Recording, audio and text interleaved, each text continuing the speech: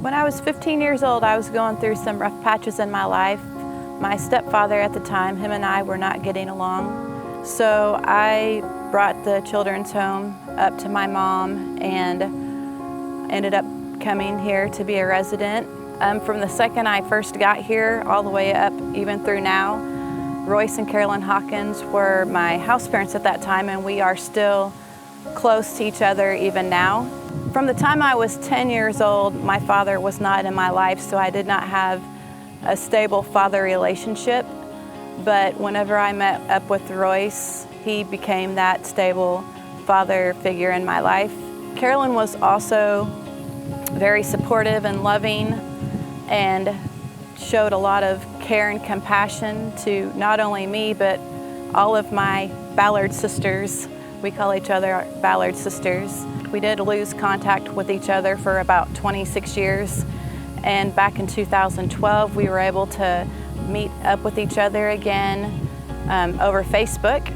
So ever since then, we've been able to get together at least once, if not twice a year, and just try to spend some time together. Royce continued to be a part of my life as well as Carolyn. Royce also is one that walked me down the aisle whenever I married my oldest son's dad. So just to show a little bit about the fact that we're still so close to each other, and the fact that if I hadn't came to the children's home whenever I was 15 years old, I wouldn't have had that bond formed with them.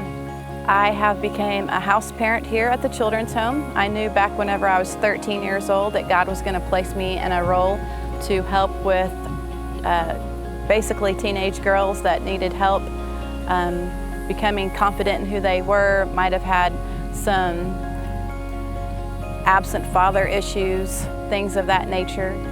So whenever this opening came about, I knew it was God bringing me here. And so I've been here now for about a year. I started out as a relief house parent. I'm currently in a primary house parent role. And I'm just so thankful that I'm able to feed into these girls and show them the love that my house parents showed to me. Not to mention the staff here, they're amazing, very supportive. A year ago this month, I lost my oldest son, and they were just so supportive and compassionate and caring, lifted me up whenever I was a mess. I'd only been here for about a month and a half at that time, but time didn't matter at that point.